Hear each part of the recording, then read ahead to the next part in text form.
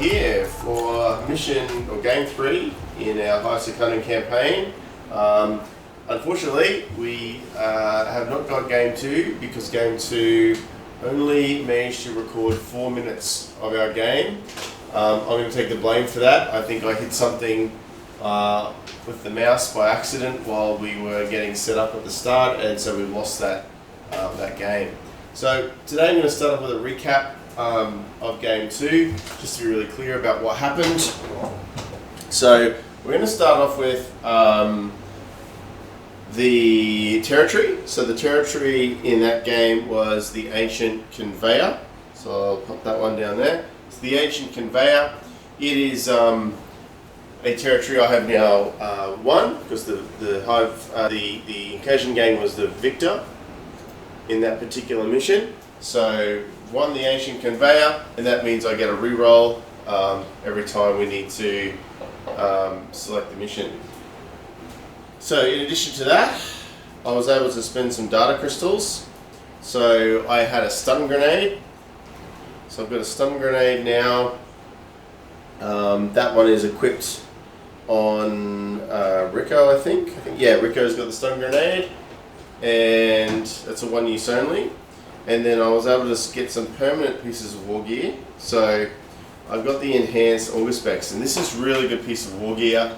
The first time we played through this, Brendy used this, and it boosts your auger specs out to 18 inches, which is really, I think it's like one of the pieces of war gear you just kind of have to get, because it stops those brood scums swarming you if you've only got one auger tech there to protect your guys from those spawning points. And lastly, I bought this one, Nanotechnic rounds. So this was a really interesting one. Just put it on anybody who has a ranged weapon, and no armor save can be made against that attacks with that weapon. So I've actually chosen to put this on my gun tech, Jester. And that's because Jester was able to, at the end of the game, have a new weapon created for him. So he now has a long las.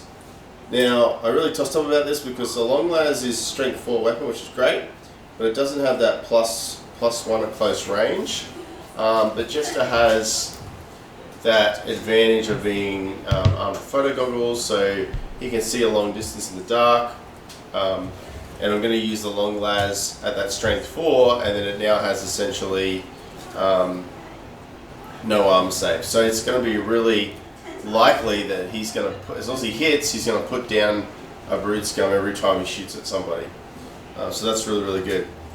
Now I'll go through some of the other things that happened. So other than winning the territory, I also had Psylocke created a hotshot pack for Rico at the end of the game. So Rico now has a hotshot las pistol as well as a regular las pistol.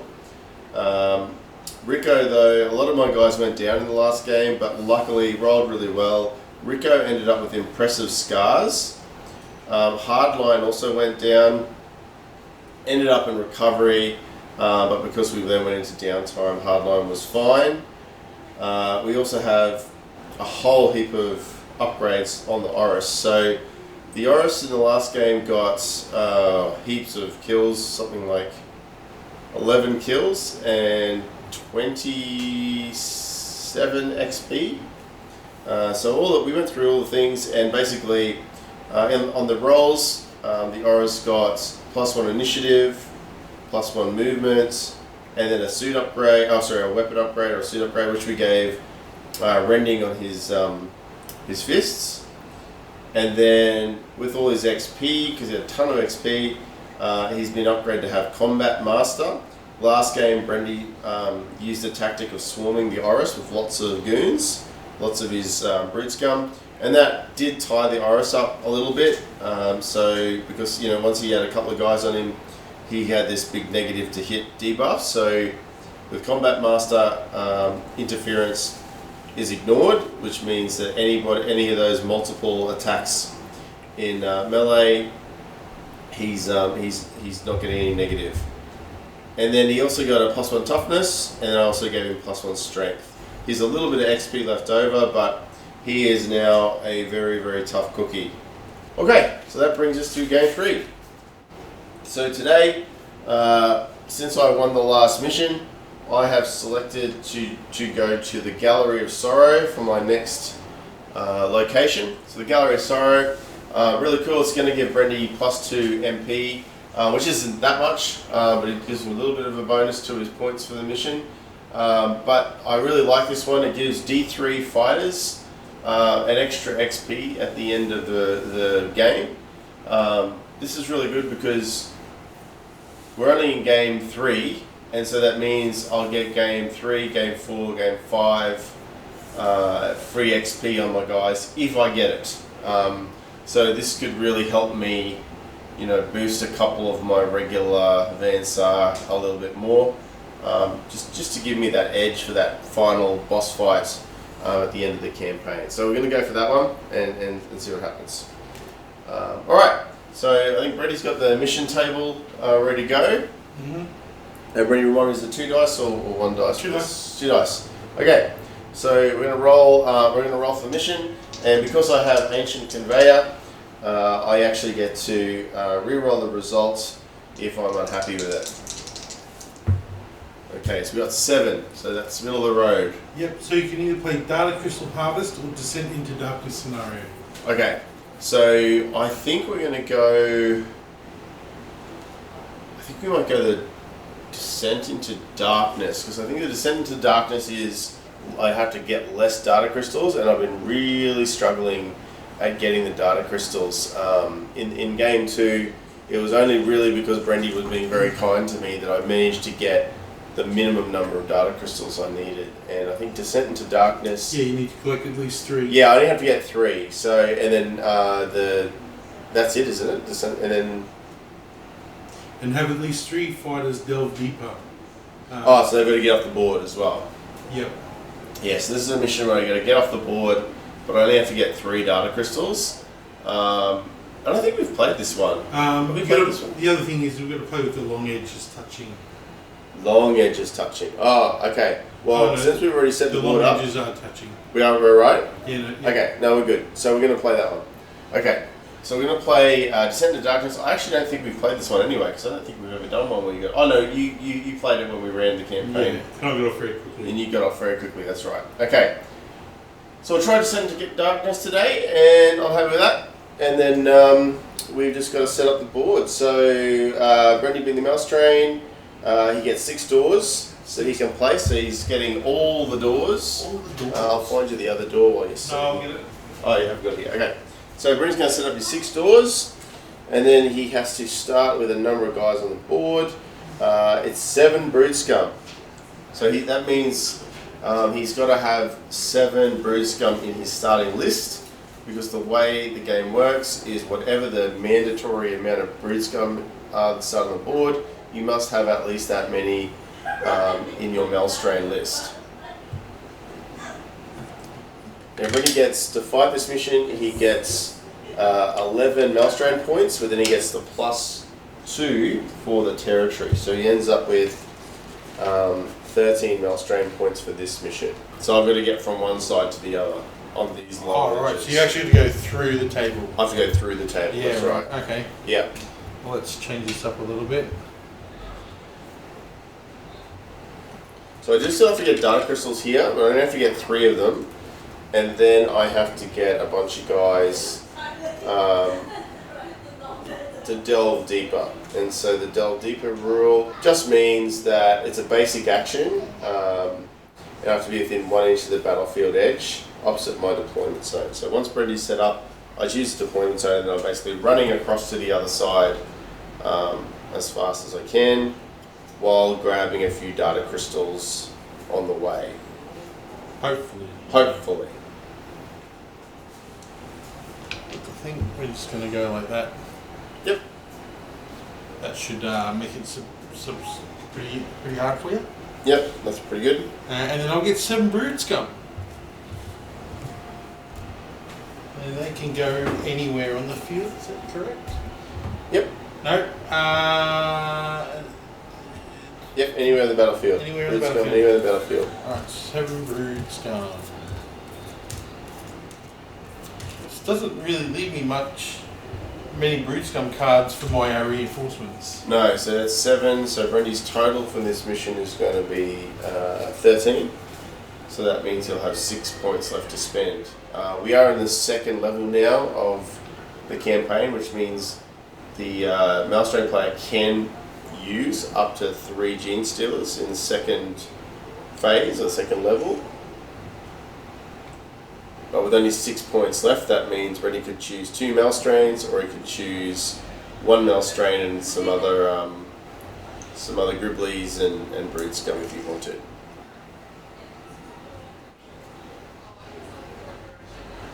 Now, he also gets pretty much all his reinforcements are going to come really quickly in this mission. It's 3 reinforcements, just 3. He doesn't have to roll, it's not random, it's just 3 guys going to come on at the end of every turn, which means with only 6 points left over, you know, he's going to have all his reinforcements on the board pretty quickly.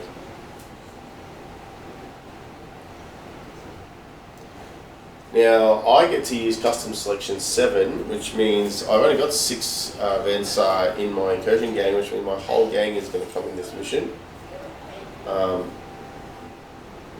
That's good for me. I've had a pretty rough run with the number of guys coming on the missions, but having the whole team just gives me that chance of being more successful. Let's go over here. Alright.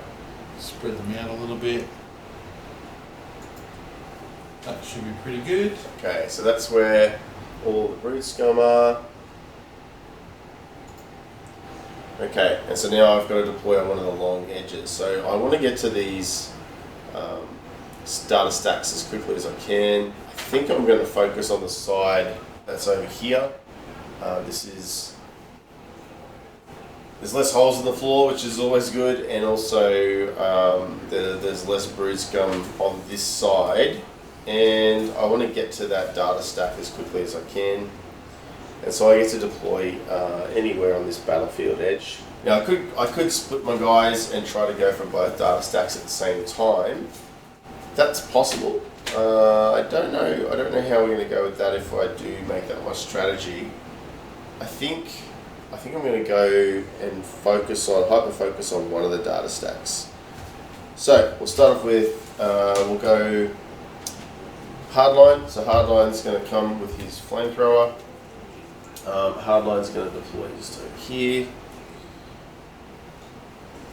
There. Looks like I've actually got all my Brood Scum I can have on the board. Have you maxed your cards out? 7 of them, yeah. Okay. So the box set does only come with, it comes with like pre-made cards for the Maelstrom player. There's only 6 Brood Scum in the set that you get in the box. We've got more because we're using proxies, we're using a whole bunch of Hive Scum that we already had. So we can use more, but you only get enough cards, I think, in the set for the number that you get in the box, which is, I think, only 6. No, there should be 8 actually. I think there should be 8. There should be 8. So we might be missing a couple of cards here. But in any case, there should be only a certain number of cards in the box set, and obviously if you end up using different combinations, you might end up not with enough cards to represent the guys you've got. In any case, I'll keep setting up. So I've put Hardline here, Rico with the pistols next to Hardline to support him. I'm going to start with my sniper. Jester's just going to go there. We're going to have our medic behind Jester. That's our first game for our medic, Hemos. So Hemos has been hiding, staying out of the missions just to try to not get taken down and then, you know, cause me problems because I don't have a doctor. So that's important. Alright, I'm also going to put my auger tech, so that's Spike, down over there. And then we're going to go my other character with a rad gun, so that's Psylocke coming in over there, and then lastly my big Oris coming down on this side of the board as well. Actually, I might put our Oris over here, just to act as interference for any of those reinforcements from the other side of the board. Okay, so we're deployed. We've got everybody set up. So just checking, the mission says I've got 11 MP, and the card and you get plus 2. Yep. Okay, so we're all set up now, ready to rock. Brendan's just doing his final count to make sure he's happy with his team. Was I supposed to be down 6 or 7 dudes? 7. Yeah, it said 7. Yeah, right. So that really doesn't leave me with anything. Yeah, you don't have a lot to spend. You could do 2 Gene Stealers, or you could do some Tyramites, a bunch of Tyramites and extra Brood Scum. Yeah, yeah. You definitely want to have 1 Gene Stealer, I think. I think so. Yeah, need that pressure. Once the Gene Stealer comes down the board, it is just pressure on the other player, the incursion player, because they know if that Gene Stealer can start to catch their guys, it's bad news. All right. So we're ready to go? Yep. Okay. Alright, we're going to roll off. So he's going to go first. Okay, I've got it. Alright. We're going to start with our Biotechnist. He's going to just move over and just go to that door and open it. Okay, so that's an open door now. And then we'll go back to Brendan and see what he wants to do. Well, we'll make it hard for you. We're going to come in. We're going to get this little gang guy. He's going to move up his 5 inches, right up in your face. Yep. And we're going to shoot this model here, which is your August spec. Mm-hmm. So I'm going to need to roll a cool check because he's actually not the closest model. That should be cool. Oh, Brood Scum. Cool of 8. Yep, so it's going after the Auger Tech. He is. Brandy wanted to shut down my my bubble. Your no deployment bubble. So I'm shooting you with a stub pistol. Yep. So that's a hit. I'm going to hit you good. Yep. Okay. But I'm not going to wound you. It's going to be a wound. All right. So luckily for Spike, he just gets knocked over by the shot, but nothing else happens to him. No, we'll just stand up. We'll just stand up Spike. Spike's going to stand up and just blast away at the Brood Scum. See if we can sort him out. So with his last sub carbine, so it's 1 hit from his last sub carbine. Needs a 4+ to win the Brood Scum. Does not get it, so just pins that Brood Scum. Alright, back to Brandy. I'm going to bring this model over. He's got 5 inches of move, so he's going to come over to here. Now, because you've shot your pistol on that model, it should be visible for me to see. You will probably be in partial cover because you do have a model in front of you. But I'm just going to try for a long gun with him. I failed to hit. Yep. I don't know how that would work with the misfire rule. He's still at risk, so it's in the line of fight because you're going for just shooting that model. Yeah, I won't be hitting him. So there's a risk here of a stray shot hitting Hamos. So Brenny rolls again. He needs 1, 2, or 3. He gets it. So Hamos is actually hit by that shot. So I'll just lie him down, and then Brenny rolls out the wound against Hamos instead. Yep. So there's three wounds coming at you because it was auto pistol. Okay. I've got your one spot. 1 goes through. So Hamos is luckily in mesh and a body glove. So he's got a 4-up save here against this shot. Whoops, gone out of the box, I'll roll it again. Okay, so he passes. Okay, so getting lucky here on these first couple of shots from the Brood Scum. Alright. We're going to now, we're going to move over Hardline. Hardline with the Combi Flamer is going to move right here, and then Hardline's going to light up both of these Brood Scum with that Flamer. and really try to sort them out. So we can definitely hit both, fully covering them. We're going to roll the ammo die out first for the flamer. Okay, we're fine. And then we're going to roll 2 wound rolls. So the first one, and that first bruise gun is very pinned. Okay, we've got the wound on him. And then the guy up the back. That'll be a wound as well. I think it's strength 4. So, yep, so that's a wound. So both of them are wounded. Neither of them have armor. So then all we got to do is just roll out the damage. So the guy at the front, what's happened to him? He's critical. The guy at the back, he is also critical. So we roll both of those guys over. Okay, and then we also have to see if they're on fire. So we'll just mark them with some tokens. It's like salt in the wound. Yeah, just slight salt in the wound here. Just see if we can get him on fire as well. First guy, he is on fire, so 4+ needed. And the back guy, no, he's not on fire. So just the first guy's on fire, but that flamer certainly dealing with both of those brood scum, which is really good.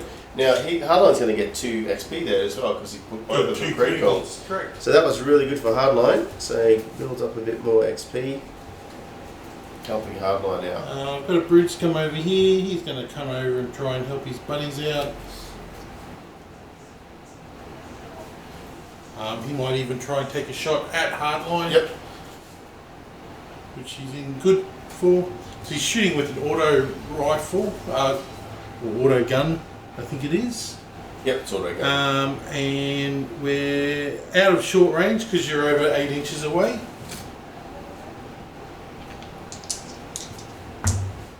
But it doesn't matter, he's going to get it anyway. Gets a hit. I had a ballistic skill of 4. There was no cover involved, so we were looking pretty good there. Only 1 shot, however, but it's enough to Does go. get a wound. Right, Hardline is also wearing mesh and a body glove, so we need a 4+. We don't get it. So Hardline goes down, and then roll up the damage. We'll see what we get. Oh, lucky there. Flesh wound. So Hardline only flesh wounded. That could have been all kinds of trouble. If he had was gone, already, isn't he enfeebled? From last game, he enfeebled. Let's have a look. Was Hardline enfeebled? He rolled a permanent injury, I think, in the last game, which was a 52. I haven't got it written down. He was in recovery. He was the one that did go into recovery.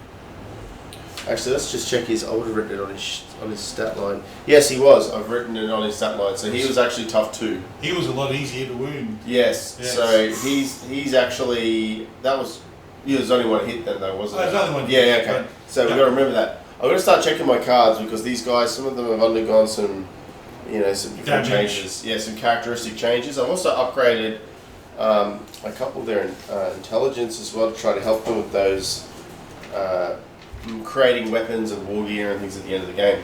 So Hardline's actually only on 1 toughness now. Yes. So we're going to need to keep an eye on that. All right. So that's all the brood scum that are really a massive threat for me over here. I'm going to now sort of work on getting some easy XP. So I'm going to charge Rico. Rico's just going to charge here into this brood scum who's already critical. So we don't really need to roll it out because Rico's going to kill him, but just in case, because I want to see if I get a quick follow-up move, if I get a skull. So Rico will get 2 attacks on the charge, one with a hot shot las pistol and one with a fist. Okay, nothing hit anyway. Alright. So that's no good. So then your coup de grace. And then a coup de grace at the end. Yeah. So just get the coup de grace, which is all I needed anyway. Just get rid of that guy. So that'll get him 2 XP. So that's 2 XP for Rico. Always good. Alright, I'm going to move some brood scum up to come and say hello. So we're going to do a move with my guys. Come around this way and then over to here with this one. Okay. So then we're going to move Jester. So Jester's now pretty safe. So Jester's going to go straight for the data stack, I think. So move. So 10 inches gets Jester pretty much around to here. So Jester's going to go to there.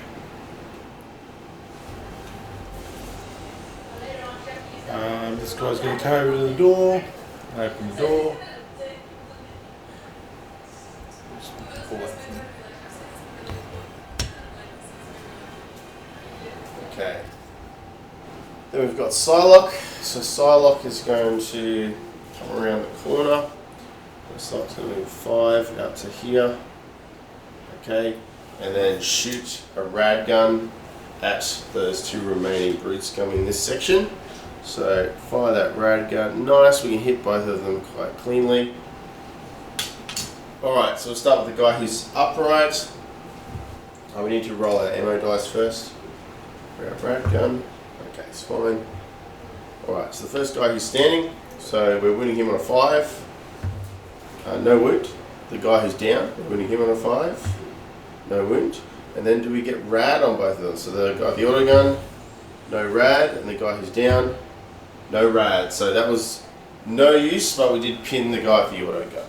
Excellent. So he's pinned. Okay. Alright. This guy, he's going to come up for his 10-inch move, so he can go 7, over here 4, and that should get him a move will get him up to the door for next turn. Cool. So we want to try to finish off these guys here on the ground. So we're going to get our Spyro here. Now our Spyro can move, and shoot, and his movement is now 6. So he can actually go 12 inches. So he is now very fast, very dangerous, and can pretty much go wherever he wants.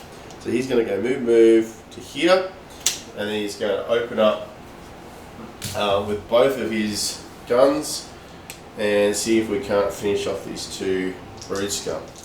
Alright, so we're only hitting here on, we've got no negatives, we're hitting on 2s, so let's see what we can do.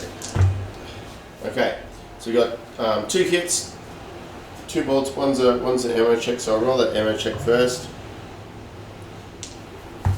Okay, ammo's fine, so I'm going to split the hits, I'm going to put one on the... You can't, because each gun only rolled 1 hit. Right, okay, so I can't, because each gun only roll 1 hit, so we can't split the fire between the 2 targets. Alright, so we're going to go both of them into the guy who's critical. Okay, he's wounded twice. He'll have no armor. So we roll out the damage rolls for him, which will be 4, I think. I don't know, I'm on 2 damage now. Yeah, they're upgraded with 2 damage. So yeah, my bolt launchers are now damage 2. So this guy is dead. As it should be. As it should be. 3 flesh wounds and a critical, so he is just gone. Absolutely shredded by those bolt launchers. Yes, so that'll be a kill for him. Another kill for the, or first kill for the Oris. And 2 XP for him. And 2 XP. Very good. Alright, so I've only got 1 activation left with the Oris, so back to Brendy. Do you have any Hive Scum left to go? Yeah, I've got this guy here. Yep. We might bring him over to this big door a bit over here, but he'll open that one up. Great. Alright, so doors opening. Okay, so last movement, we're going to just charge the Oris into that remaining brood scum, and we'll finish him off. So we've got 3 attacks from each of his fists on the charge, and we're still only weapon skill 3 here, so we're only hitting here on 3s, and that definitely mattered. So we've missed 5 of our attacks. So let's hope it's the last time he does this in the game. And we're wounding here still on 3s, I think. We'll just check that if it's no, 3 should be fine. So he's wounded him. He's only tough 3, so if he's only tough 3. There's no armor save, and so we just go straight through to damage. Now these are still damage 1, so what do we get? We get his skull. Okay. So he has just lashed that guy. And then, because he got a skull, he can do a consolidation, which I will. So I'm just going to consolidate him back a little bit. Just preparing for whatever the brood scum on the other side of those doors are thinking about doing. Alright, so end of first round. So I did a good job of clearing that area that I'm in, although I would have preferred it to be cleared a bit more easily. And one of my guys did take a flesh wound. Alright, Brendy, you've got your, first of all, your reinforcements, and then you're recycling the guys who all died. Is it the reinforcements or the recycled first? I don't think it matters. I don't think it matters. No. Alright, so I've got 3 brood scum. Of those, you'll get to deploy one of them. Okay. So we'll take one guy and we're going to put him right down the back corner somewhere. This would be the furthest point over here. Probably, although he can move more quickly if he's going to go this way. I might put him there. Alright. There. Now, because I pinned you, which was the whole point of it, I've now kind of given myself a bit of playroom on this side of the board still. So Brendy's managed to stopping that Orbitech from moving has now meant that I can't push that 18-inch bubble further out. 3, 12. Which is good. Good for Brendy.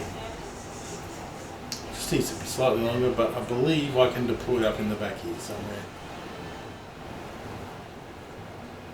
Alright, so the British scum starting to come in over there.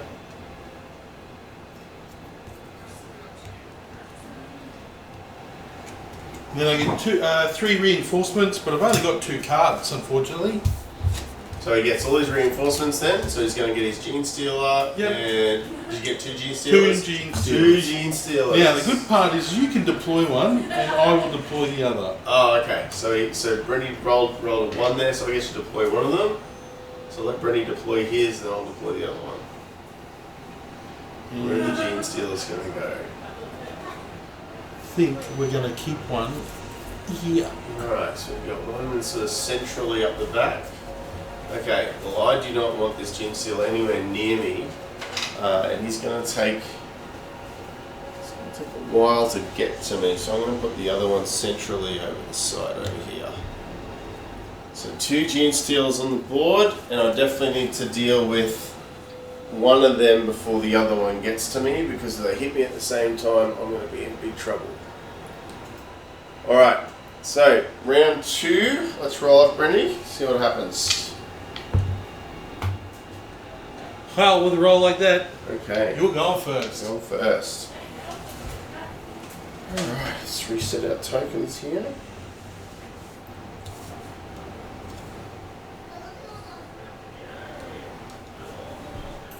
Okay. So we will start, I think, by... We'll get Jester to start off. So Jester's going to activate first. He is going to loot the data stack. Get me my first of 3 that I need. And then Jester's going to just move back away from that data stack. Actually, I might just move him around to the back of it. We might just move him around here. So he's still on the data stack, but he's not an easy target. Yep, that's my first go. We'll start off. We've got Gene Stealers. They can move 6 inches, so we're going to do a move with this one that's actually out of the game right now. And we're going to bring him up all the way over to here. Yeah. Okay, my next move is I'm going to bring up my Orbitech, so I really want to get that bubble as far forward as I can. So I'm going to grab Spike. Spike's just going to move up, and I want to get him up at this data stack as well. Just tuck him in good cover there. So we've got 2 guys now on that data stack. So if next turn, if I can pull it off, I'll be able to get my last 2 crystals, and then I can just focus on fighting my way out. So we're going to try and bring a few guys up, I think, at the start of this game. So he's going to come up. We might put him near the door here. Actually, we'll bring him the whole distance over that he can move. Which will put him in the middle of the door. Right, so he's ready to open that door next turn. Okay, we're going to go with Psylocke next. So Psylocke's in a position with that rad gun. We want to be able to use Psylocke as a kind of a counter-attacker. So we don't want to get Psylocke too close to trouble. we just want to move Psylocke so he's in a position to do something for me next turn. So I'm just going to leave Psylocke there. I don't want to get him too much further forward. Bring this reinforcement over. We're going to go around the hole in the ground. So let's bring him over to here. Okay. I'm also going to get my medic. Now my medic is going to move. Let's stand up. This is Hemos, and then Hemos is just going to move over a little bit, just to the edge here of this door. Just staying nearby to help if needed, but not getting up too close to anybody. We're going to bring this brood to come up. He might come up 5. See if it's worth him doing anything. No. So what we might actually do is we bring him up a little bit closer as well.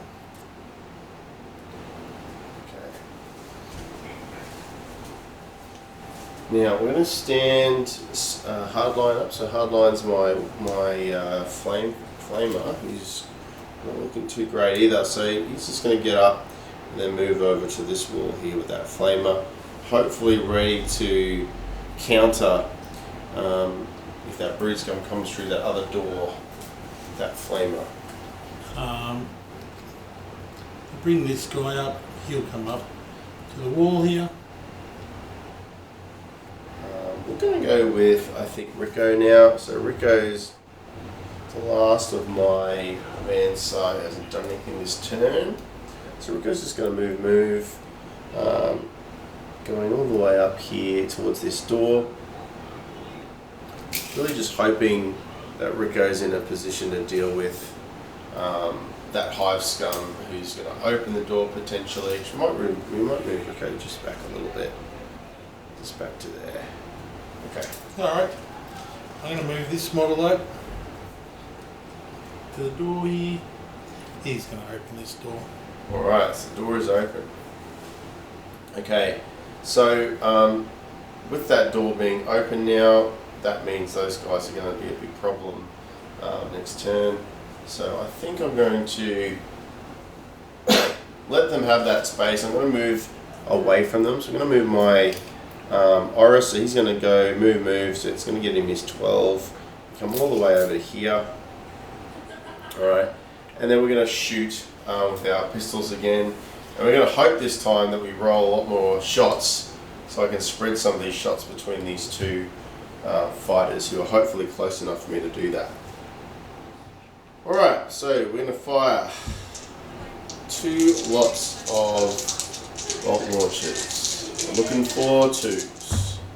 Okay, didn't roll great again, so we missed on one of the guns. We got 3 hits on the other one.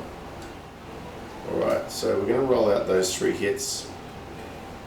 Now I should be able to 3 inches. 3 inches, isn't it? Yep. 3 inches. Yep. So they're close enough. I can spread those shots. I'm going to put 1 on the auto pistol. 1 on the auto gun and 2 on the melee guy. The guy with the pistol and the knife. So the 2 on the pistol and the knife guy, wounding on 3s here.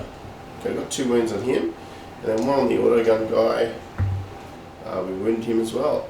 Now, neither of those guys have armor, so this is just going to go straight into them and do a lot of damage. So the guy with the pistol is going to take 4 damage from these. Okay, so he's definitely dead. And then the guy with the auto gun is only going to take 2, but he is critical with a flesh wound. So critical with a flesh wound here. And then the other guy is splattered.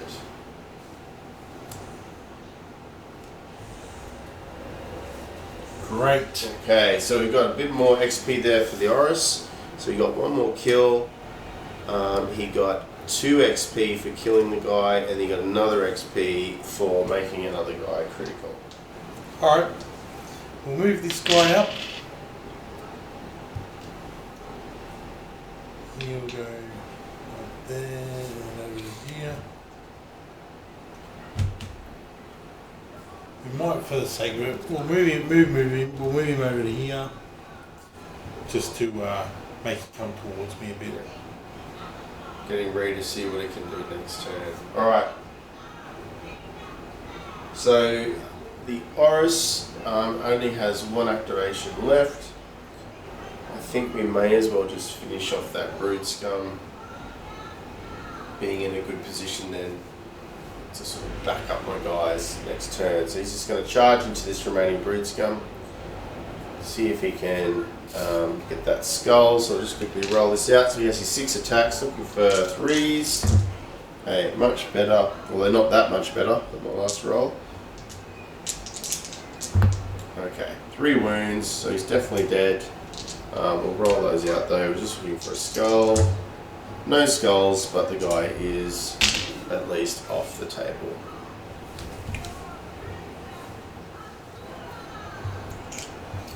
Actually, he would have been able to do a follow-up move there because the guy was on a flesh wound, so he could have still then moved his 3 afterwards. So this guy's going to come over to the door with his mate. So he's going to move 3 there. And we're going to open the door. There we go. Pop that out of the road.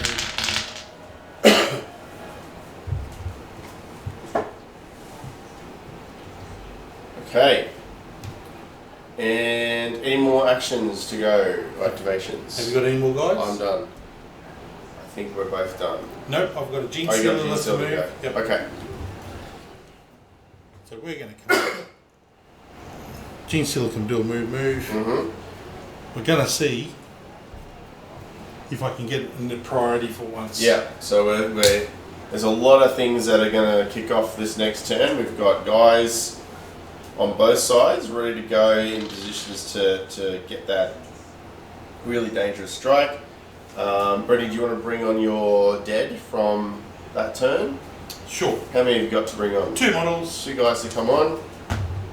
Okay. One of which you can I deploy. can place one of them. Excellent. I'll bring my guy in. Where's yours? Spec? He's in the middle now, so he's pretty much going to block out, as we know, most of that board. Yep. So the Auger Tech is now where he needs to be. He's up in the middle of that sort of section of the board, so he's going to create just a nice bubble there now that's fairly helpful for protecting me from... Yeah, so I can come in on the back Yeah, there. so they can still come in right at the back, but I'm pretty well protected otherwise. Now I'll bring in this last guy over here in the corner. And now we're ready for the big roll. So we'll get this in the dice shot here. This is a big one. Okay, ready, go. Oh, you get it. I'm going to get priority for that one. Okay. So I'm going to draw. The person who didn't get it gets it. So Brenny gets to do his absolute worst with this Gene Stealer. Gene Stealer, I think, should go for the Oris. Okay, so we're gonna here we go. He's charge going to try to kill that Oris. We're going to charge the Oris because it's a massive move. So he's in. Now, the Gene Stealer has 3 attacks base, +1 for charging and +1 for 2 close combat weapons. Yep. So we're going to go for, as we know, 3 venomous bites as this carries. Yes. 2 on Oris. Yes. And his weapon skill is 2. Sorry, not 2, 3. So we're chasing 3s on these dice. We've missed one of the claws, but we've got 3 bites Missed through. the claw, so if the Oris survives, he'll get to take that miss and use it. Yeah. Now you're a toughness of 5 now. I've upgraded my toughness, so he's now toughness 5. Yep, so the Gene Stealer needs to roll 5s on his toxic bite. Yep. And then he is strength 4, but the claws are +1 strength, so 4s on the claw. Okay. Okay, well that looks pretty good.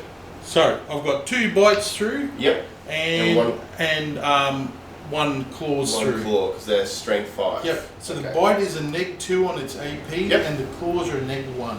Alright, so these bites are really bad news because they essentially, with Toxin, get to ignore my armor. So here's my 2 armor rolls.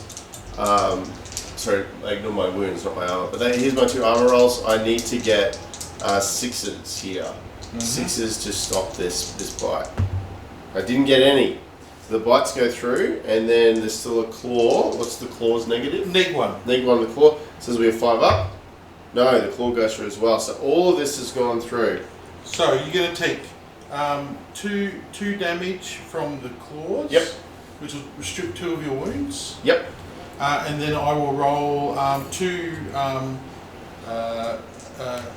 dice to see what injuries you caught from the venomous bite, since they ignore wounds.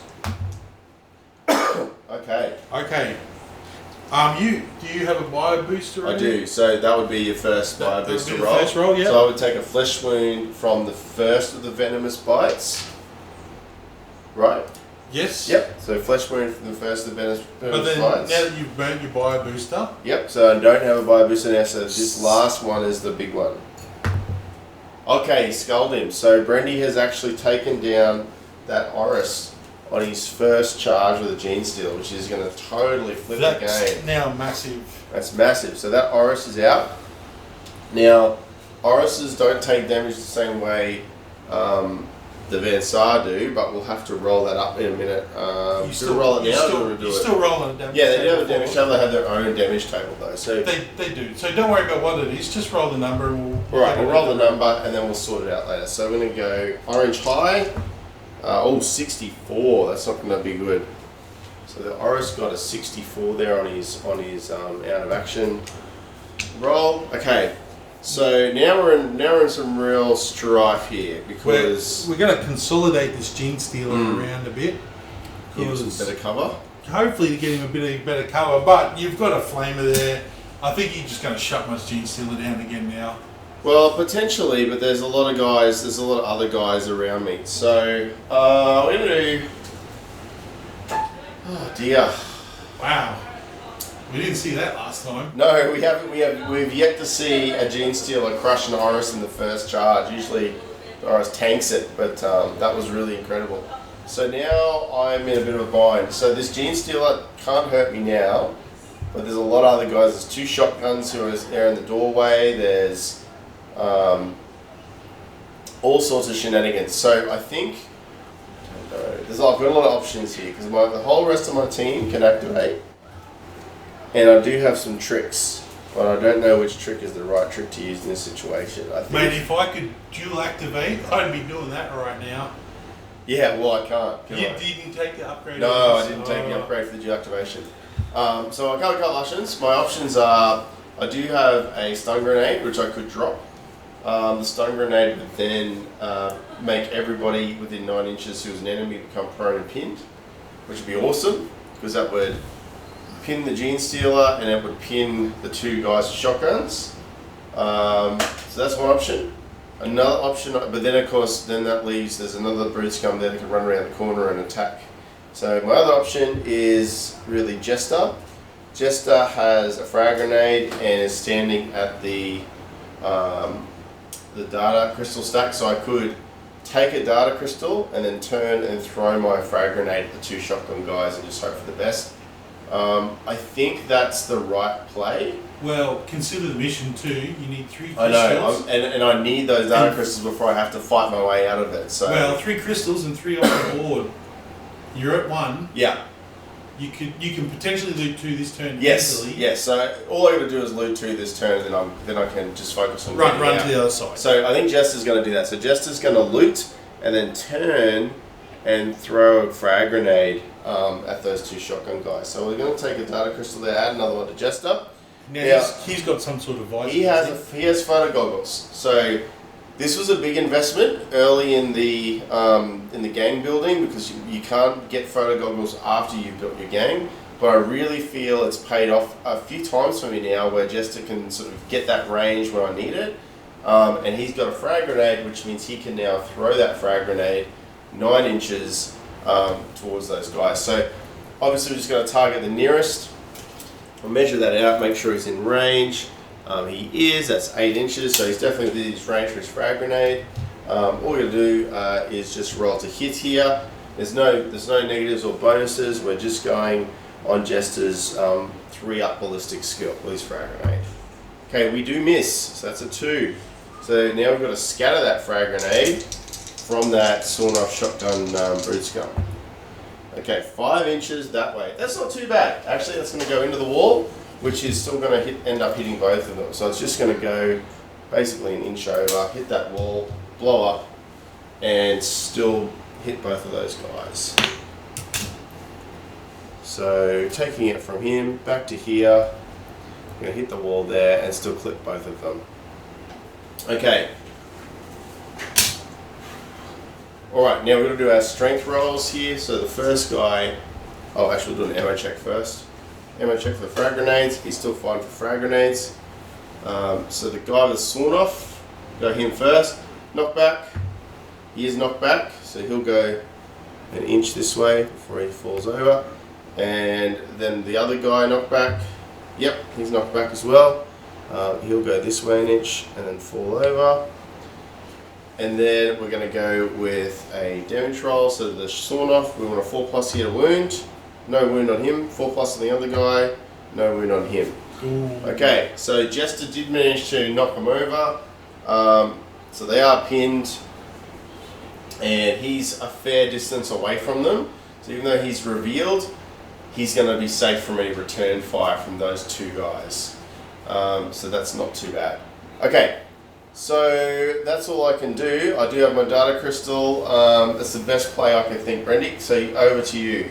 Yep. So what we're going to do is we're going to do a charge. Yep. We can charge it. What we're going to do is we're going to charge this middle. He's going to come around Yep. into a hard lock. Yep. So he's rocking a flail and a auto pistol. So in Necromunda, if you can't see the person you're charging, He'll cop a neg you one. cop a neg 1 on the charge, which is what's going to happen here. He even though he wasn't in line of sight, he was still close enough to be aware of me. If he was out of that 6 inches, he wouldn't have been able to charge me. Yeah. So I'm chasing 5s to hit you this time around. Yep. I've got a flail, which I believe gets a bonus to hit. Yes, I think flail's a +1 to hit. Yes, so it is a +1 to hit. So he'll be hitting you with 4s on the flail, but 5s on the pistol. Yep. So the flails have gone through, fortunately, for the brood. Now the flail, I believe, It's entangle is its other it's rule. entangle is another rule. I didn't roll any 6s on the hit there, but it is also strength +1. Okay. So that will make it strength 4. You wouldn't be on 2s because I'm on toughest one. You wouldn't be on 2s anyway. Wow. So Okay. we've got 2 of those go 2 through. wounds. So there's no AP here though. But so he's got the armour. So yeah, he's got armour. So let's hope I get 2 4+. there's no AP on the flail. No, that one's going to be a 1. So he goes through, and it doesn't really matter what he rolls here. Yeah, there we go. Skull. Put him down anyway. So dead no matter what. And then that model, he's going to do a bit of a sneaky consolidate. I can't come back around the corner, but I can get a bit of cover Yeah. here. So I've ambushed you quite nicely. Yep. Okay, so we're going to focus on the mission again. So we're going to take Spike now. Spike being the other one who's in base with the data stacks there. So Spike's going to take 3rd data crystal. Okay, for his first action. And then his second action, Spike's going to just turn around. Actually, we might just go for those shotgun guys. Can Spike see them though? That's the thing. Is he within 6? He's not within 6. So he can't see the shotgun guys, which means he's not going to be able to see the guy with the flower either. So what are we going to do with Spike? Spike. So we want to start moving towards I'd move him. Yeah, I'm going to move him. I'm just trying to think about where, because these guys haven't done anything yet. No, they haven't. And they both have shotguns. That's so true. I'm not interested in moving closer to them. And the Gene Stealer is kind of just annoyingly in the way. Look, Spike's just going to shoot the Gene Stealer. I think that's...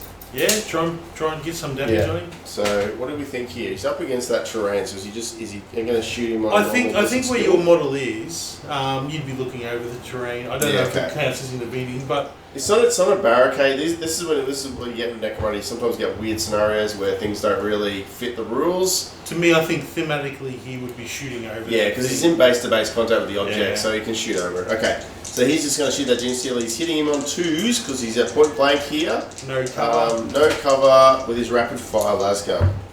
Gets a hit. Okay. Now what's really going to matter is if Brendy can roll his cool check to not be pinned. He's fine. He's very Gene cool. Stealer is still very cool. So can That I was wound nerves him? of steel. Yeah, nerves of steel. So Yep. now I'm going to see if I can wound him. No, I'm not wounding anything on a 1. Alright, so that's the best I think I could probably do with Spike. Back to Brendy. Alright. We've got a lot of models that are out of the game right now. So we might bring some of those over, I think. Come over here. With that guy, bring him up. Let's get him closer to the back door. Okay. So now what I think I'm going to do.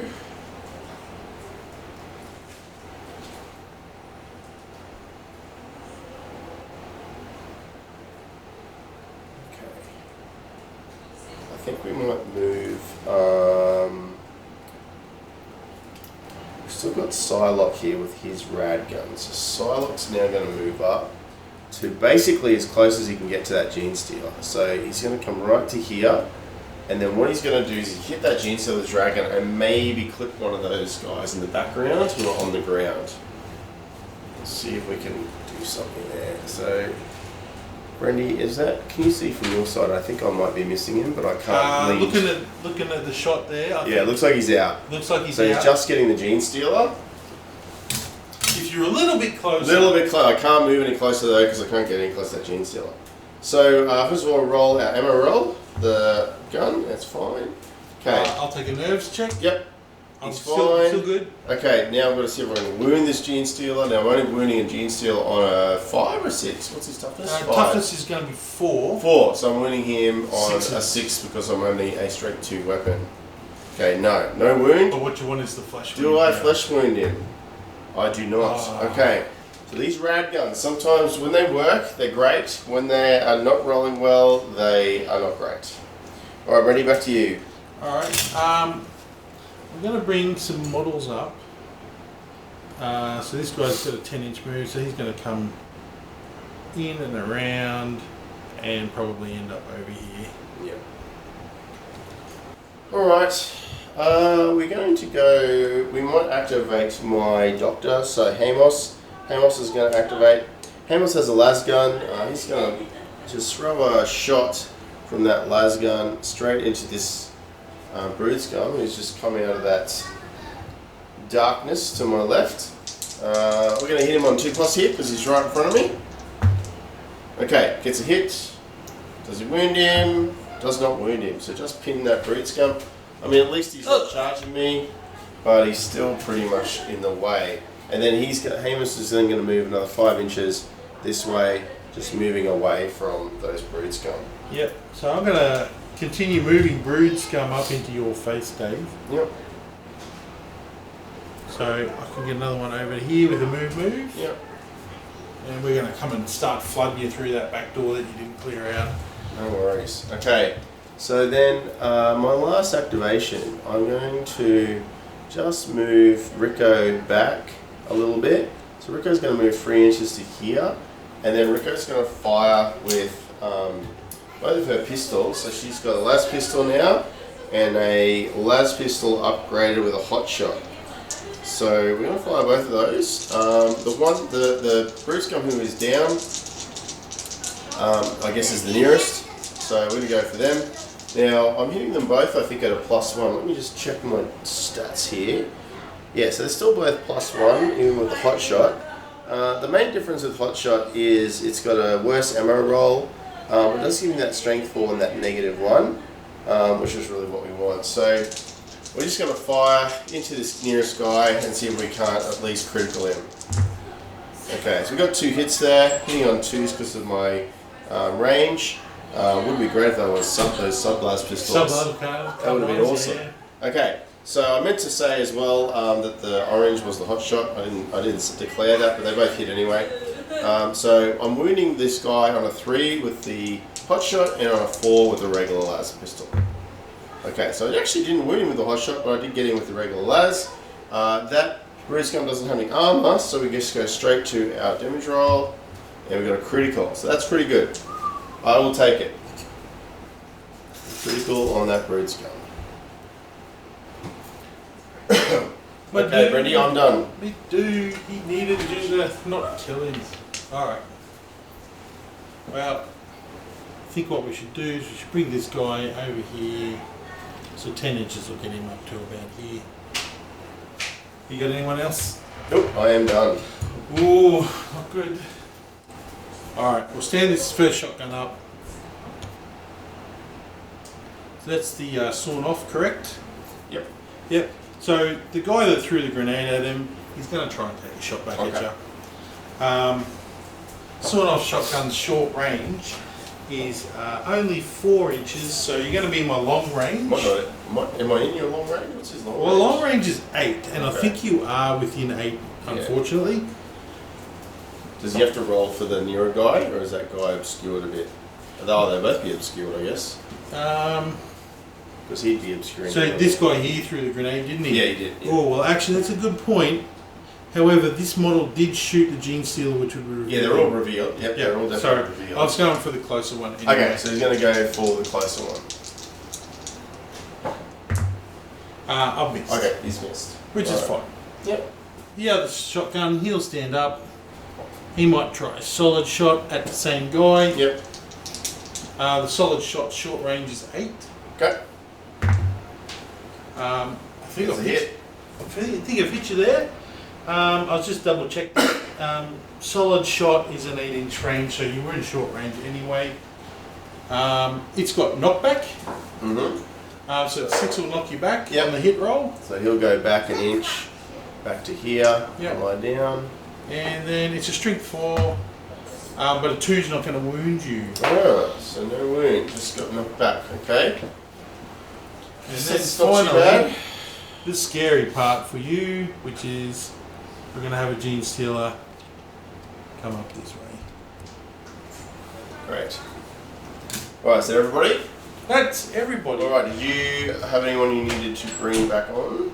Or are they all gone? 4, 5, 6, 7. No, I've got everybody. Okay, on the everyone's on the board. Now, all Brady has to decide is if he wants to keep that guy who's down and critical, or if he wants to just recycle it. He's dead. Alright, it doesn't matter. He's So he's gonna come deciding out. for us. And he will be recycled on Off the board. on the end of the game, which is a 2. So I suspect he's going over in the He is going as far away from me as possible. Probably so he'll over go there. over the corner. because you were trying to run away from I'm me not now. going, and all I got to do now is try to get a couple of guys forward. Alright, so I've just identified with the token there as well that data stack is out of action because we've looted it twice in the same turn. So now we're just going to rolling for the next, just go to rolling for the next mission. Nah, I rolled 1. Alright. It's good for you, Dave. Oh, I got a 2, so I only just beat you. Okay. Now, here's my master plan. Here is my master plan. Alright, I'm going to fire off this stun grenade, which is why I moved Rico to be able to see those guys last turn. But we're now going to have to figure out how this works. So all enemy fighters within 9 inches and line of sight of this fighter, we can. Oh, that doesn't work anyway because it's only line of sight. Oh, and they're within line of sight of him, right? So every enemy fighter who's within line of sight of this guy becomes prone and pinned. Now, it doesn't specify obviously anything about how that interacts with skills like Nerves of Steel. So we're going to assume, I don't know, that Nerves of Steel will still function. I'll have a quick look. We'll have a quick look. But that's going to be pretty much Brendy's whole force there, except for the auto gun guy who's around a corner. So everyone in that kind of central area who's in a position to jump me now. It's only 9 inches, isn't it? It's 9 inches, but that should be most of them. I think most of them are going to be close up. We'll measure that in a second. But this is really my only option at this point, is to try to get everybody down so I can then do something. It's not a ranged attack, that thing, correct? It's called a, let me just check it, it's a detonate grenade basic, and it says, no, it says a basic action. It doesn't say it's an attack. So Nerves of Steel specifically says when the fighter is hit by a ranged attack, make a cool test for them. If it is passed, they may choose not to become a pin. That gene stealer might be lucky anyway. I think he is about a whisker out of 9 inches. But they're not. But they're not. So Rico's got everyone except for that gene stealer and this guy. So that means this guy will be pinned, those two will be pinned, those two will be pinned. That's fine. Let's pop them down. Whew. Alright. Okay, so they're only pinned, but this gives Brendy a lot less flexibility this turn on what he can do. It certainly prevents them from charging, which is incredibly important with that Gene Stealer. I guess because that's on an attack, he's not revealed either, correct? No, that's right. Now, he can still do something, because that was a basic. So, Rico could now choose to maybe shoot, or move. I think you should take the advantage and start heading out. Yeah, I think I need to just try to push, if you can, push out as much as I can. So I think what I'm going to do with Rico though. Rico, yeah, I don't know. Rico could be a roadblock potentially, although I don't know. We might just try to go this way and get out of here. So Rico's going to move down here and just hope for the best. I think that's all we can do. All right, that's Rico done. All right. Well, all my guys are down, and with Rico moving away, I think they're all out of 6 inches now. Tough. So I think what we might do is we might try and play a bit of a longer game, and try and because the Gene Stealer's not going to see anything, but let's, for the sake of it, he's going to come over here and up here. He might come over this way. So he's heading me off. Try and cut you off from maybe taking a back ray. Yeah. Alright, Gene Stealer's moved that way. Okay, we've now got some options with the Gene Stealer down. We might be able to do a few little things here. I think we're going to go move Psylocke with that rad gun next. Psylocke's going to move 5 inches over here and then zap that Brood Scum with the auto gun, and I don't think I'm going to hope we're hitting that Gene Stealer, but if you're a bit closer. Yeah, but I don't want to get closer. Ooh, you know what? You might be able to. Looking like it, Dave. No, I think I'm just out. I think I'm a hair out again. Okay, I do want to move closer because I do not want to be in charge range of that Gene Stealer, so it's, you know, you've got to take these risks. Alright, so I can definitely hit that Brood Scum though. I'll roll my ammo die. Ammo's fine. Do I wound him? Yes, I do. Okay, so I'm actually finally wounded someone with the rad gun. So he gets a -2 AP here, so no armor, so that goes straight through to a damage roll. And that's a skull. So who knew? The rad gun can kill people. Well, that'll get him 2 XP. Yeah, he gets some XP as well. Yeah. Alright, not too bad for Psylocke there. So Psylocke's got himself, that's his first XP of the whole campaign.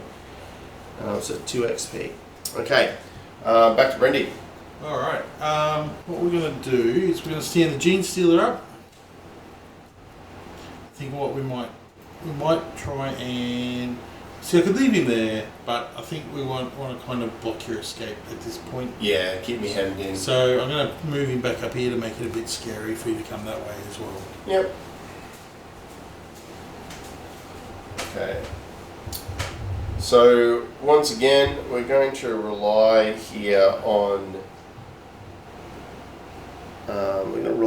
Jester and his amazing grenade throwing abilities. So Jester is going to move up, because it doesn't really matter at this point. I'm going to get trapped here no matter what, but Jester's just going to move to here, and then Jester's going to throw a grenade into the Brood Scum who's on the ground with the sawed-off shotgun, in the hopes that I can blast everybody, and if I can get knocked back on that Gene Stealer, maybe I can get some extra damage as well. So here's our attack roll, so we've got to get just a 3+ here. We get it. Alright, so our grenade lands right in the middle of this cluster, so it hits all 3 of them. Don't forget to check your ammo. Yep, ammo roll. No, he's out of grenades. So no more grenades for Jester.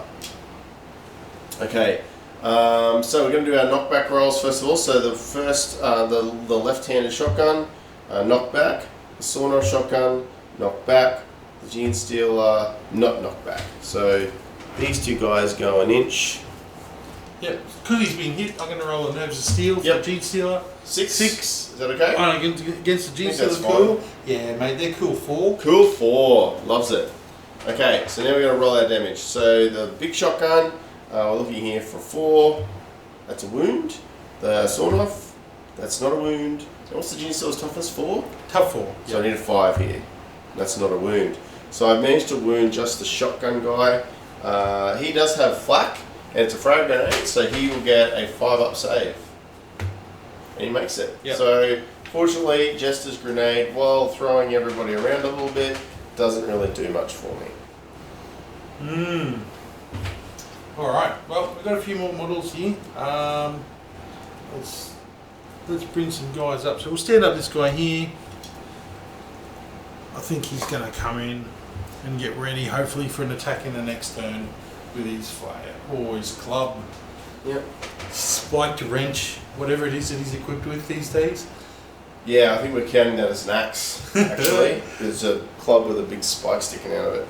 Okay, so I don't have a lot of guys left to go. I've got Hamos and I've got Spike. So Spike is going to get up. Okay, and then Spike is just going to move because we're in real trouble here. There's not really much else I can do about it. Or maybe I should just shoot that Hive scum.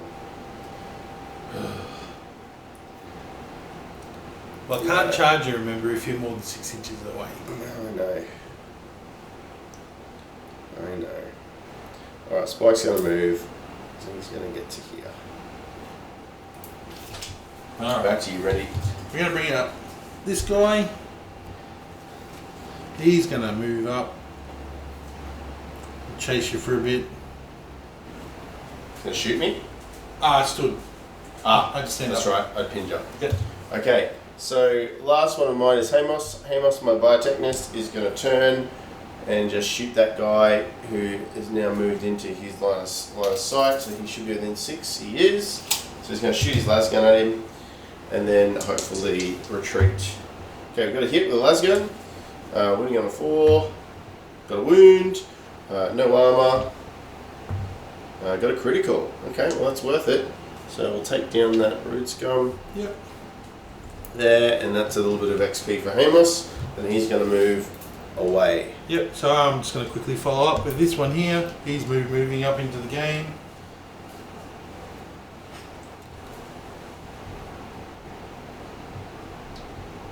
Okay. I'm out of moves, so anyone else left to go? I'll continue then. This guy here, he's going to come up, but I don't think he's going to catch it unless I can tie you up somehow. Over here, you didn't take any of these guys out? No, they just got knocked. They were already pinned, and he's just knocked around a bit. Bugger. All right, well, we're going to stand this guy up with the shotgun. He's going to make a solid shot at your model there. Yep. So you're going to be in my close range for a solid shot, so I get a +1. He is only ballistic skill 4 though, so chasing the 3 on that guy. Which he gets. Yep. He will knock you back an inch. Goes back an inch. And Goes then we're down. chasing a 3 to wound you. That's the wound. Which I've rolled again. Now, I don't have any armor on this guy, so he's just only relying on his body glove. Which is AP1 for a knockback round, I believe. Sorry. No, I think it's just a heavy. No, I think a regular. Just check for us. Brady's just going to check. Solid shot. Oh no, you're correct. No AP on a No solid AP shot. on a shotgun. Yeah, I think we should check that last game. So I do get a 6-up save here from his armored glove. No, doesn't get it. So let's see what happens. See how the solid shot goes. Critical. It's damage 2, isn't it? It is actually. So roll another one. Ooh, this could be bad. Nope. Okay, so a critical with a flesh wound.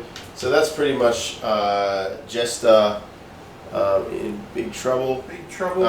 Is he close enough? I don't think he is. No, he's not close enough to cause a nerve check. This model will stand up, and he's going to shoot his scatter gun at you as well. So scatter shotgun shot. Jester's so you're in just range, sacrificed himself. but not close combat. Sorry, not close range. Yep. So just 4s. Chasing the 4 here. Oh, I've got it. Okay. No ammo. How many shots do we make with the scatter? 4. Oh, this could be And dangerous. tough 2, so you're winning on 4s here. Wounding on 4s. I guess 2 of those, so you get 2 armor saves. 6 up saves here. No saves. I think. So I think this is the end of Jester. I think he's going to bite the bullet with a skull. Alright, Jester's out. Okay, so we're just going to roll up Jester and see what he got. I mean, he'd actually roll hardline as well. I didn't roll his injury earlier. So we're going to roll Jester first. Okay, 25 and hardline 61. Okay, it's looking pretty bad here. So 25 and 61. Rolling for the critical. Brutes come at the end of the turn. He's dead. He is dead. He will come back though, and I get to place him. But I think you've got a nice 18-inch bubble here. 3, and that blocks basically that part off. I think it might even block all of that, so I'll be coming in back there somewhere, or if I want over here, I think. Can you get in down here? Or that's what? Look. No, maybe not. Oh no, you might be able to get in over there. I could sneak in down the back corner here. Alright. I think you've blocked off most of this. Yep. So that's like 5, 12, yeah, so you blocked off that with your 18-inch bubble. So I think this is going to be probably the closest I can put him into the Did you roll for him? I did, I rolled a 6. Right, no worries. Okay, so... I've actually got another model here too. Oh, you got another one. Okay, so Yes. let's roll for that guy. 2, you can put him in. I assume you want him back here. Yeah, you can go back down the back. In the back of the nomad. Okay. So this is not looking good. We're not going to be able to probably get past these gene stealers, and Bree's just going to pick me off as I go. But I can't really flee because this version of Necromunda only allows me to bottle if my guys pass the intelligence test. I think your best opportunity is to try and get past that one. Yeah, I think so too. So, you know, I've got enough guys to still win, but the issue here is going to be I'm in a fighting retreat now, and that's going to be really tough. Okay, Brendy. Oh no, I got it. You got it. You got it. All right. Well, we've got to do what we can. We're going to try to, I don't know, pin this gene stealer, or maybe rad gun everybody over there. I think pinning this gene stealer might be the way we have to go. I think trying to pin. Alright, so this rad gun guy who's just shown how amazing he can be is going to go for it. So he's going to come around the corner here and just blast that gene stealer. And we're hoping for the best. Emma roll first. Emma's fine. Nerves check. Nerve check. This is the big one. No. Nah, he's good. So it's all going to come down to a very unlikely roll here. So I need to wound him on a 6. No. Okay, do you so do a rad? Do I do a rad damage? I Yes. do. Okay. Sorry, he's flesh wounded. Makes him flesh easier wounded. for you to wound with your other guys. Yeah, so that gene still got flesh wounded, but still not looking great. Alright, Brady, over to you. Alright, I think what we need to do, obviously we've got a lot of stuff here, but I think we're going to bring some guys up a bit closer. So he'll come up closer, bring it back to you. Okay. Oh, okay, so next move is going to be our medic. So Hamos is going to activate and try to move away as well. Hamos coming around the corner here, and Hamos will fire his las gun at that flesh wounded gene stealer. Again, we're not really likely to get very far on this, but especially not with a 2. Not with all right, so that's all I can do there with Hamos. All right, we'll bring some more guys up. He'll come up to his mate here. Taking it back to you. Okay, that's gone as well. Yep. All right, so we're going to get I think Spike now. Spike might just take a shot and then retreat maybe. I don't know, retreating is probably my best chance here. 5 to there, 2 to there, and 3 back over here. So Spike's going to come to here. Alright, we'll see if he can get lucky. I think I've got you pretty pinned right now, so we'll bring him up. Yeah. Hopefully get something in the game. We might do...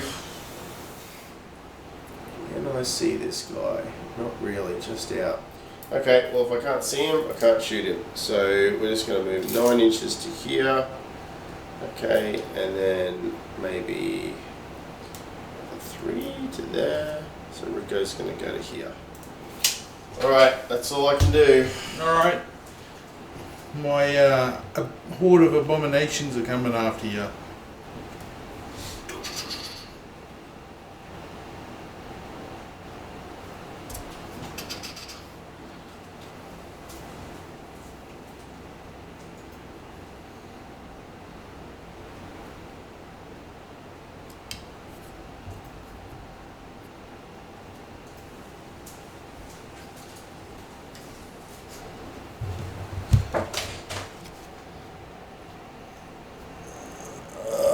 Unfortunately, Dave, Yeah.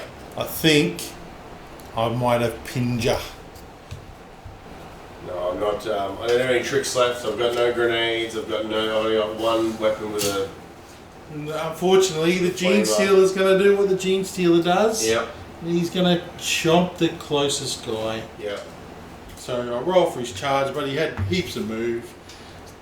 3 plus 6, which would have got him there nicely. Yep. He's going to come in. He's going to roll 3 venomous bites and 2 talons against you. I've missed one of the claws again. And I've failed to wound you with the claws, I believe, because the claws are strength 5 and you're tough 3, so a 2's not going to do it. But there are 2 venomous bites on your auger spec. Right. That'll be at a -2, so I don't think you've got the armor fat, do you? My auger specs, I don't think so. I'll double check if he's got a mesh armor upgrade. He does not. So it goes straight to his armor. And he is out. Auger specs is gone. I'll roll up what he got. So orange is high. Oh my goodness, I'm definitely losing somebody this game. 62. That is brutal. So that is my second fighter who I've rolled a 60 something for. So someone is going to die. Well, the now. first one was the Oris. No, the hardline rolled a 61. Oh no. The Oris rolled a 64. Alright, that So- was all of my activations. All your activations. Okay. So what turn are we up to here? We're up to turn 4, I think. 1, 2, 3, 4. That was the end of turn 4, so we're up to turn 5. The number of turns in this mission It's 8. is 8, so I mean the chances here are not great. But anyway, we'll fight on. Oh, actually, I need to take nerve checks after he died right in front of everybody else. So we're going to take some nerve checks here. He would have been within range of most of these guys. 3 inches, actually. yeah. So 3. Your whole team's going to be Yeah. running scared. Yeah, he might not have gotten in range of the medic, to be fair. Was he in that little corner there? He was right here. He was right And there. I think, Let's just say I think he for the was. sake of it, I'm going to consolidate for you. Yep. Let's just say he was. After munching on that poor auger spec. Alright, Psylocke, cool check 7+. That is a pass. Then we've got, who's next? Hamos, again, 7+. That is a fail. He's going to run. And then Rico is a 7+. Okay, that's also a fail. So he's going to run. Okay, now, Rico and Psylocke, 7 and 10. Alright, now, this is where things get weird. I think you would probably run away from the Gene Stealer to get cover from it, which would be around in the back. You're supposed to corner there. run towards friendlies. Are ya? In Hive Secundus, you're supposed to flee towards a friendly. Oh, and you've only got one friendly that's... Yeah. Oh no. So I can't even run closer to the board edge, I don't think. So all I can really do is probably go over here, I guess, with both of them behind him. I think that's we'll have to double check these rules later. I'm pretty sure that's the idea in Hive Secundus is you run towards a friendly. Normal Necromunda, there's another set of rules you've got to follow. Alright, so we've got two broken fighters. Can you rally them in the end phase? That's right. I'm going to try to rally them. Okay, so we've got. Oh, who are we going to start with here? We've got Rico. Rico, I think I need a 7 again for cool. 7. Okay, Rico passes on 12. Loves it. I think you get XP. Get an XP for that. Yep. And who's my other one who ran? Was it Psylocke? Psylocke. So also 7. And we get it. So they both actually rally and get XP. So you never know. There's a silver lining to everything. Alright, Brendy, here's the roll. So this is the start of turn 5. I got a 5. You got a 6. You get it. So who's munching who? I feel that's unfortunately. I don't think there's anything I can really do other than munch you. Well, I think that's what the Gene Steals are there to do. So he's going to charge right, in. So straight up to Hamos. So he gets a massive 3-inch move. Yep. Yeah. So we'll do 2 claws and 3 bites again. I'm hitting you with everything. Everything, Dave. I was looking forward to that. I hope that would happen. Oh dear. Okay. Oh no. So Hamos is He's badly wounded. He's been hit by everything. By everything. Now, By everything. Hamos has got a 6-up save, which means what am I getting? A 6-up against neg 2 and a neg 1. Okay, so I'm getting a 6-up and a 5-up. So here's my 6-ups, and then the yellows will be my 5-ups. So orange 6, yellow 5. Love it. So Hamos has taken a lot of damage. 4 damage from the claws. Yep. And then 3 bites. So he's taken 7 damage. Now, we're going to show something here that a lot of people don't do properly in Necromunda, which is when you have multiple damage, you want to roll it out because every skull is actually a roll on the injury table. Wow, only 1 skull. So very luckily, he only rolled 1 skull, which means this Gene Stealer has very gently murdered me and cut me into pieces. It was a venomous lick. Yes, it was a venomous lick. So Hamos is down, but luckily only has to make 1 injury roll. So Brenny could have quite easily rolled 2 or 3 skulls there. Injury rolls. And been several injury rolls, which could have been really, really bad. So we're going to roll out this one for Hamos. 43. That's actually, out of my rolling so far, that's been not too bad. Alright, still not awesome, but at least it wasn't 60 something. Okay, so we fight on. So we got to do some nerve checks though. So next to him, Psylocke now, again seeing someone murdered. Nerve check, he's fine. And then we've got to roll for Rico. Rico's also fine. Okay, they're toughing it out. Showing some backbone. Alright, now Rico.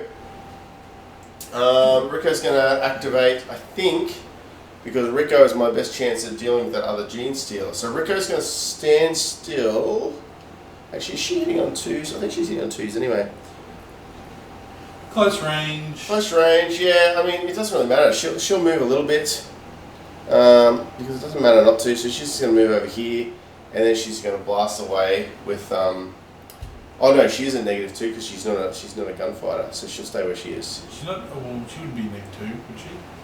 She'll be neg 1. Neg 1 for shooting both pistols. Yeah, but she's... So she's only going to hit on 3s. So I'm going to aim and cancel that out. Aim and cancel it? Aim and cancel it and hope for a lucky shot here. Now the red's going to be, of the orange, sorry, is going to be my hot shot, and then the yellow is my regular las pistol. Okay, still managed to miss with the hot shot, awesome, and a ammo check on the other las pistol, which is a pass.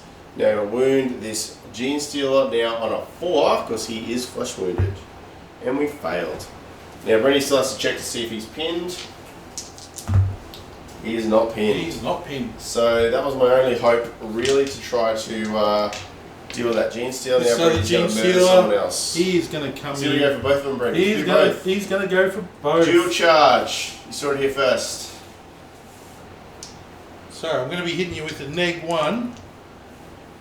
And I'm actually going to do something different this time. I'm going to do 3 claw attacks and 2 bites this time. Yeah, the claws are a lot better on these weaker guys.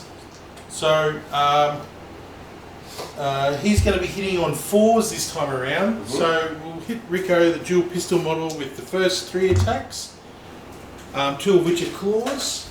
I've only got 1 of those through. Right. Then I'll hit the other model beside with the other 2 attacks. Hey. And unfortunately both of those have gone through. Does the 6 trigger? No.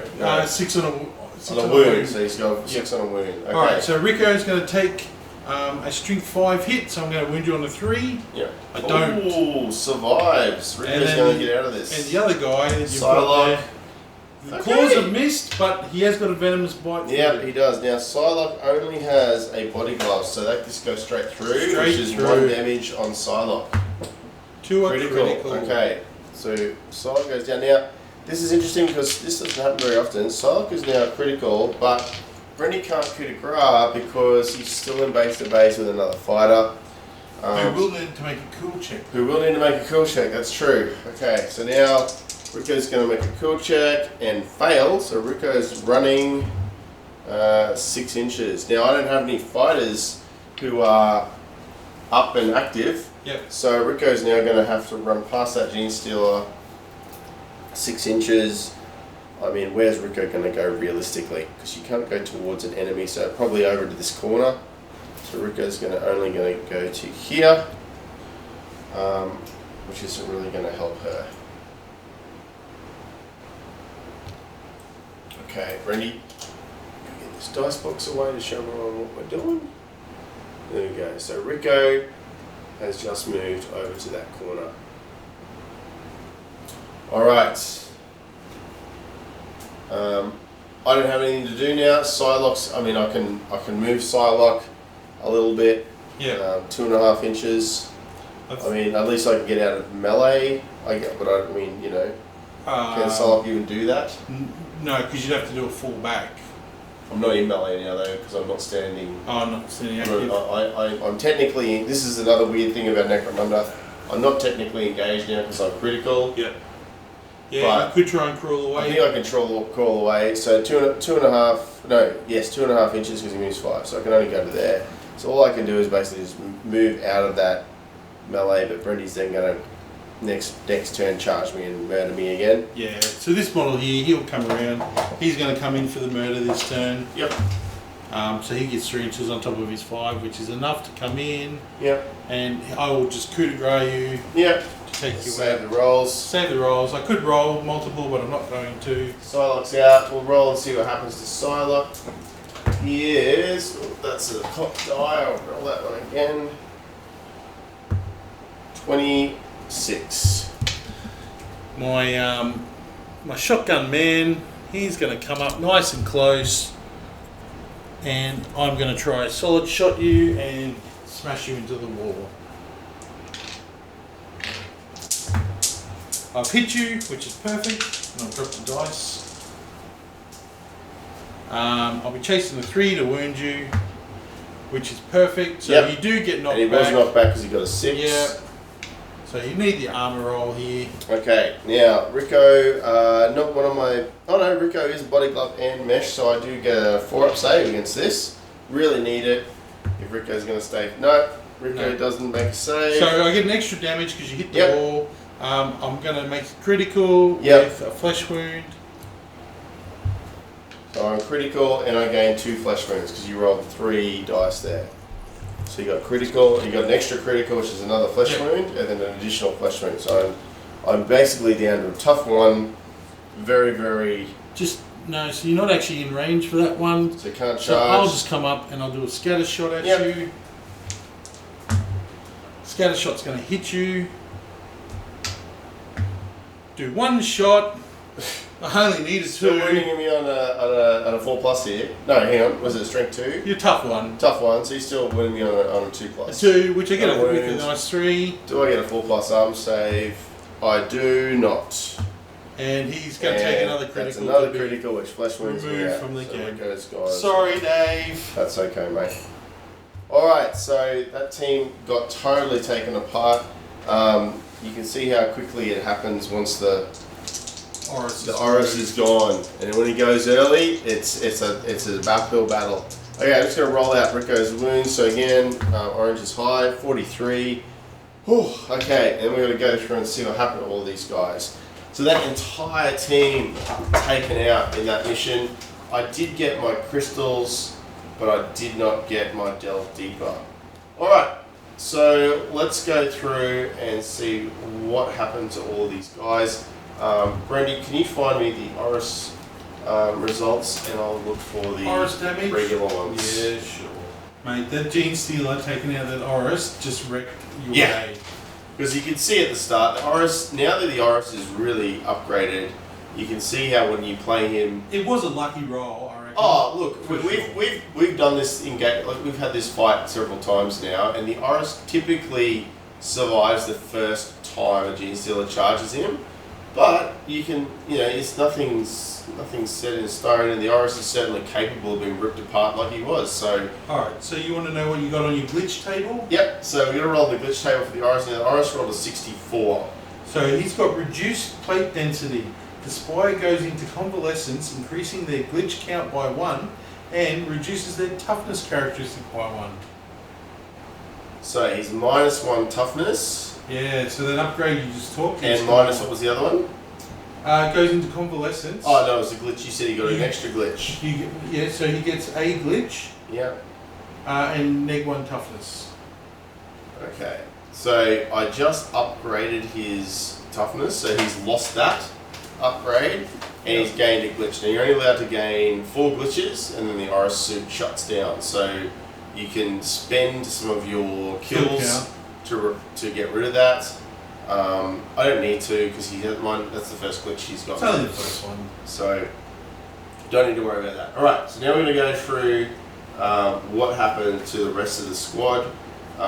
We're going to definitely lose somebody here because we rolled way too many 60s. And this is going to really change the game moving forward, because I just won't have... I have to make some hard decisions today about who's going to survive, basically, and who's going to die. I haven't found the page yet. There we go. Got it. Alright, so we're starting with Jester. So Jester rolled 25. So Jester actually just gets out cold. So for Jester, that's really good news. We have a recovery in time to do a post-battle action, so Jester can even still attempt to fashion some gear. Ah, nice. Yeah. Now Hardline, he's one of the ones I rolled really badly for. So Hardline got a critical injury, so 61. If the injuries are not successfully treated by a visit to the doc, the post-battle sequence, they will die. Needs a medical escort. So I need a medical escort for him. Spike, my Orbitech, same thing. Need a medical escort for him. One of those guys is going down. Yes. And then my remaining ones are Hamos. So Hamos got a 43, which is humiliated. So humiliated means he goes into convalescence and he gets -1 cool. Yeah, -1 leadership, -1 cool. So I'll take it because he's not dead.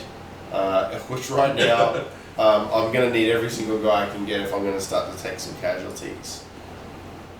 Okay, so -1 leadership and cool.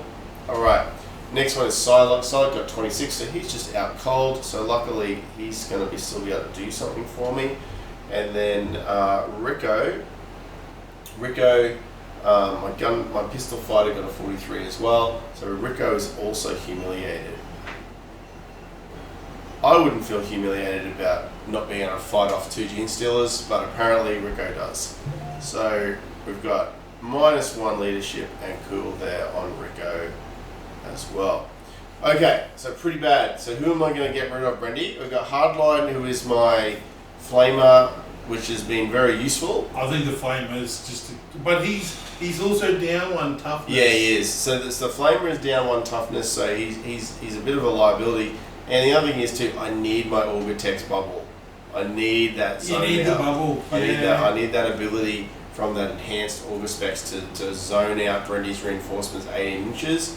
And if I don't have that moving forward, this is a I'm big in real choice. trouble. It's a big choice. Look, the Flamer. What I would say, so I think we need to have a quick chat about the Flamer. But there's been a lot of debate about this Combi Flamer because it's a weapon that has unstable on it. So any unstable weapon, if you roll an ammo check, it's 50-50, your person dies straight away. That's not great. But the Flamer has been an awesome control weapon in this game so far, where I've been able to, both in my first and second game, I've been able to set Brendy's Gene Stealer on fire, and it helps me then focus fire the Gene Stealer down while he's essentially unable to do anything. So the Flamer has been really, really good. I just don't know what I can do to really survive if I don't have that bubble from my Augur Tech. And I only have one Augur Tech, so if he dies, I don't have any bubble. I don't even have 12-inch bubble. I can't buy another upgrade for another guy because I don't have another guy. So I think we're going to have to lose Hardline. He's a weaker fighter. Yeah. He has good gear, but he's a weaker fighter. And I think the Augur Tech is the better long-term person to keep. Yeah. Alright, so you can do a medical escort with your doctor. Which we're going to do. You do need to roll a d6 for this one. Hang on, let me check. Can I actually do that? No, I can't, because he's humiliated. So I actually don't even think I can do that. Because he's in convalescence. Convalescence. Can you do it in convalescence? No, convalescence. You can do post-battle actions, can't you? We're just going to have to check this, because convalescence is a new addition. New rule. Under the new rules that came out last year, convalescence is a new addition to the injury table, and we're still not familiar with exactly how it works. And of course, it's not in the index. Alright, convalescence. Let's see if we can find what that says. There it is, going into convalescence. Some results will cause a fighter to go into convalescence during campaign play. This means the fighter cannot perform post-battle actions. So you're actually going to lose both of those? I'm actually going to lose both those guys, so the debate is irrelevant. Ooh. So I've lost both my Augur Tech with my bubble and my Flamer, which is very, very, very tough. We should know what happens to their gear. I wonder if I'm allowed to keep any of that. Probably not, because normally you don't get to keep. Probably don't get to keep stuff unless you do a post-battle action to the dock. Yeah, to take them to a medical escort. Yeah, I'll check that out later, but I'm pretty sure I don't get to keep any of their gear, because then I can at least redistribute some of it, not all of it, but some of it. Because I do have another Technomat. But okay, so that was pretty brutal.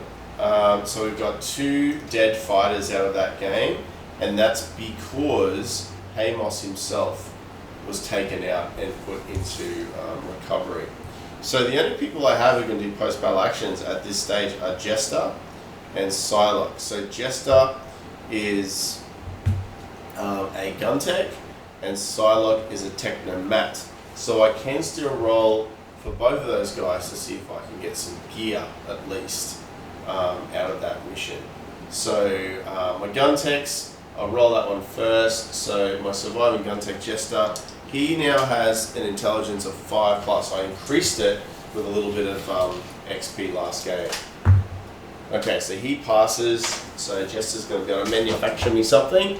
And then my other one, which is Psylocke, he's still intelligence 6+, and he does not pass it. So only passing with the gun tech there. Alright, so I'll be able to get a little bit of something to add to my team for next turn, but 2 guys down, I'm in real trouble moving forward. Okay, now the Oris, even though he died very early, he still managed to get 4 kills, which is a suit upgrade, and 9 XP before he went down. So I'll still be able to do something with him, even though he was in bad shape. Yep. Well, you do need to roll for your suit upgrade. I do. So now that's a D6. So rolling my D6 here. Let's put our dice box back up in the main shot. All right. Okay, 3. Improved motive power. The hunting rig's power output for movement is boosted, increasing its speed up to a maximum of 8. So this is your second move upgrade for him, which is actually the maximum that he can take. So he's now moving at 7, so he's super fast. Yeah, because you can only increase your movement characteristic by 2. Yeah. So he'll never actually get to 8, but 7 is the fastest he can move. Yeah, so he's super speedy. According to what you can spend on XP and upgrades of characteristics in the experience pages. Yeah. Alright, so super speedy, but he does have one glitch now. Now, additionally, I've got some kills, and I think I had some XP, and I think I had some left over from the last mission. I did. I had 3 XP left over from the last mission, so I've still got 12 XP in total that I could spend on some stuff. So I'm going to have to go back and have a look at that. Now if I give him another toughness upgrade, it's going to cost me 2 more. plus 2 XP because I've already done that characteristic upgrade. I was hoping him to get up to that nice toughness 6 where he can really cause problems for that venomous bite ability that Brendy's got those gene steals, but we'll see. I definitely need to do some things to increase his survivability after that game. Now, in terms of the rest of the team, we have Rico on 4 XP. We have our Gun-Tech Jesters on 1. Psylocke 3 XP. I might look at giving Psylocke maybe an intelligence upgrade to try to give Psylocke that better chance of rolling for manufacturing equipment. And we've got Amos, my biotechnist, on 1 XP. So at the end of that game, look, we've got some data crystals. With 3 data crystals, I can manufacture some gear. Although I don't know I can do that now because I think that's an Augitech, isn't it, Brendy? Augitech? You need an Augitech to manufacture the gear. You need an Augitech? No. Augitech, they get the data crystal gear. Yeah, that's what I'm saying. Yeah, sorry. So from now on, I actually won't be able to manufacture anything out of data crystals either. You won't be able to spend data crystals. No, so which is kind of good for me in the sense that Brendy and I are competing here for who got the most data crystals when they played through this. So from now on, every data crystal I take is just going to go in my stash. But it probably doesn't become a priority for you to get them either. No, that's true. It won't be a really big priority for me now. Where I had the 2 Augitechs that could buy me gear. Yeah, so Brendy ran 2 Augitechs in his campaign, so he had a different strategy. In any case, very brutal game. You can see how bad it is when you've got 2 gene stealers on the board. Terrifying situation to be trapped in a corner like that. You can't really get out. Having no real tricks up my sleeve by that stage, there's just not really much I can do. But that's pretty much it. So we didn't win that territory. Next mission is going to be another descent mission, and then we'll just call it there. Brendan, any last thoughts? Yeah, I thought you were going to be able to deal with the 2 gene stealers after the first 2 games, but yeah, taking out that Oris, I didn't expect that, and unfortunately I had the 2 gene stealers, which just was a bit of a downhill spiral for you there. So. Yeah. Alright, well, we'll see you again in Game 4.